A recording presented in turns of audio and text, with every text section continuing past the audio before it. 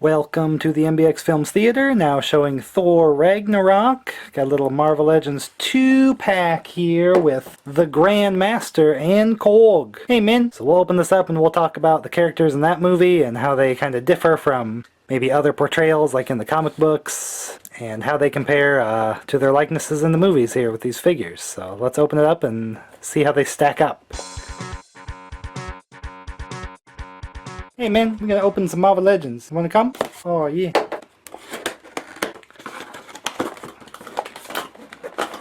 Yeah man. Oh hey man. Oh, let's start with Grandmaster. It's got a little platform for his feet. Not seen that before. Alright, let's, oh yay. Oh, we got the robe opened up. Man, he is one thin little guy. Is that in Goldblum's contract to be that thin there? That is a crazy thin body. That's like smaller than some of the female bodies. Ah, yes. Oh, first thing right off the bat, the feet with painted blue toenails and whatever his weird toe holder bit on his shoes. What? Wow, liking that. His legs would be pretty articulated, but his stiff robe kind of hinders that. But you know, it's the Grandmaster. He kind of stands around and not a lot of action there. Kind of see, you know, the robe piece is just its own piece, so the blue's kind of coming through there.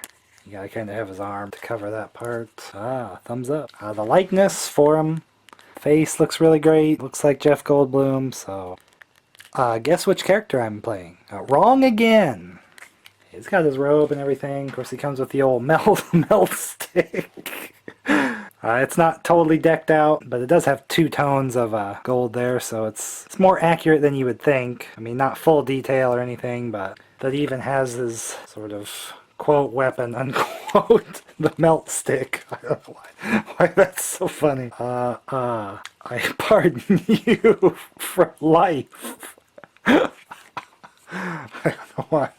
I don't know, just the likeness is super awesome and everything, and I'm glad they gave him a figure and everything, but then they turned right around and did the like Comic-Con exclusive with him and the Collector 2-pack. I mean, it has a different face, but I assume it probably has a different body. We'll probably open that up later. But now it's like I have 2 Grandmasters, and they'll have this like the same accessories. That's the only frustrating part, is I wouldn't go out of my way to get 2 Grandmaster figures, but it does amuse me heavily at least. But I mean, there's only so many poses you're going to be able to put him in because of his robe and all this, so it looks cool and everything, but for a figure it's just going to be standing there, I just didn't need 2 because, you know, I wanted the Collector, so you have to get the 2-pack that'll have the Grandmaster with it. But anyway, I'm just going to go ahead and melt you again, so...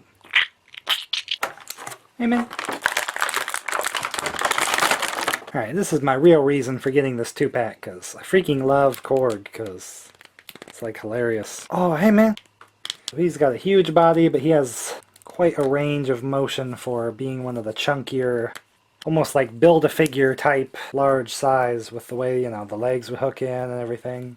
Again, not a character that does a ton of moving around, just the clubbing people, and then it is it's kind of like a laser blaster in the movie, that the top end, he just kind of holds it like... See if we can get him to... His hand is such a thick plastic, he can't get his weapon in very well. So he'd kind of shoot it off like... Big shots there. And of course he can just club people also. Again, it doesn't have its full detail, like kind of like the melt stick, but if you wanted to go gung-ho and deck it out yourself with paint, I mean, you could probably argue like, hey, we're buying this, why isn't it decked out? But I know it's probably harder to do the detail on the small items versus the figures. So, it's the shapes all there and everything. I'm not real sad about that, but you do have to acknowledge it, that the detail's not all there on the weapon. But he doesn't really have, other than maybe a shoulder piece, not a lot of hindering on the motions. He is more built like a Build-A-Figure, just because of his huge size and everything. So obviously these 2 characters are more for kind of the Planet Hulk story, with Hulk getting banished like that. Definitely could have been its own movie. I would have been behind that, especially if it was even these same versions of the characters. That'd be pretty entertaining. But they just kind of melded that into Thor's movie, which I guess works, but I kind of still feel like kind of blew that big storyline with Hulk as the champion on the world and taking over there. Ah, well. Sometimes the MCU seems to move a little faster than it needs to, kind of slow it down, tell some of the stories that could have fit, but ah well. I kind of like what we got, so can't really argue there, man. So he's got the big bod there, probably the skinniest male body I've ever seen on the Grandmaster. But again, these 2-packs, they released a bunch of them, and they went pretty low price, so I was able to get these very low. I definitely would have got it anyway, just because Korg, it's like a big... Really like that character in that movie, and then getting to see him again and like Endgame and everything, bonus there. Little known fact, you can actually see Grandmaster in Guardians of the Galaxy 2, because they were kind of made the same year. He's just in the credits in a little bubble, but obviously they were kind of filming the movies close to the same time, or something in there that he was able to get a clip in there just with his connection to like the Collector and the Guardians of the Galaxy movies in that sense. So, cool fact there. Korg is hilarious, and obviously in the comic book he's a little more serious with his plight with the Hulk. And then the only bad part here with this 2-pack is really could have been Meek in Korg for me. I really want a Meek. Where's Meek? Meek is like my favorite, because I always like sort of the lowest end there. Kind of wanted I wanted it to come down in Endgame that just it took absolutely everybody to beat Thanos himself. Like even Meek would have got like a hit in on him just to say like it took everybody to defeat him. But he was in the final battle at least, but with Korg of course. So happy to have Korg, but I feel like still need my Meek to go with Korg. They're kind of a tandem there. Korg is the one that does all the talking, but I don't know, Meek there, it's just kind of funny, especially Endgame, just eating the pizza and... Hey man, wanna use a slice? It's a little slice, man. Maybe Meek's dead, man. I don't know. I think I stepped on him, but I hope he's alive.